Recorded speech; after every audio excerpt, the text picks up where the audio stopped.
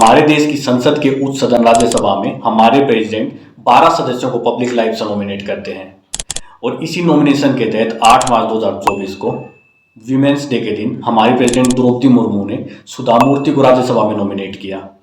तो इस प्रकार वर्तमान समय में सुधा मूर्ति हमारे देश की एक सांसद हैं। तो इस तरह से डायरेक्टली तो नहीं लेकिन इनडायरेक्टली सुधा मूर्ति हमारी राजनीति में प्रवेश करती हैं। संसद में अपने पहले भाषण में सुधा मूर्ति दो मुद्दों पर चर्चा करती हैं। पहला भारतीय महिलाओं की हेल्थ पर और दूसरा इंडिया के रिच कल्चरल हेरिटेज पर।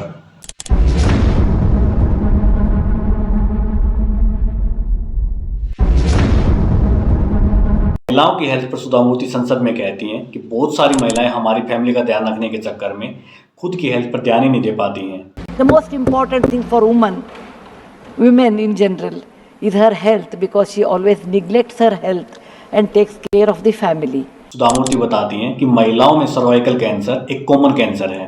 Women suffer in real life with cervical cancers. WHO के अकॉर्डिंग साल 2022 में हमारे देश में महिलाओं में 6,60,000 नए केस डायग्नोस्ड किए गए, जिनमें से 3,50,000 महिलाओं की डेथ हो गई। सुधा मूर्ति बताती हैं कि सर्वाइकल कैंसर ट्रीटेबल कैंसर है अगर यंग एज में वैक्सीनेशन की जाए और अर्ली डायग्नोसिस एंड ट्रीटमेंट की जाए। Man can get another wife, but children will never get another mother. यहाँ पर सुधा मूर्ति कहती हैं कि अगर 9 से 14 एज ग्रुप की लड़कियों को सर्वाइकल वैक्सीनेशन दी जाए तो काफ़ी हद तक लेटर एज में सर्वाइकल कैंसर को अवॉइड किया जा सकता है। साथ ही सुधा मूर्ति ने यह भी बताया कि पश्चिमी देशों में यह वैक्सीन पिछले लगभग 20 सालों से दी जा रही है।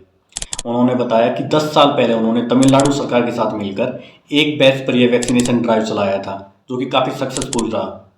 सुधा मूर्ति ने बताया कि आम लोगों के लिए वैक्सीन काफ़ी महंगी है और पर पर्सन इसकी कॉस्ट 1400 रुपये है, लेकिन अगर गवर्नमेंट इंटरवेन और नेगोशिएट करे तो इसकी कॉस्ट को 700-800 तक लाया जा सकता है।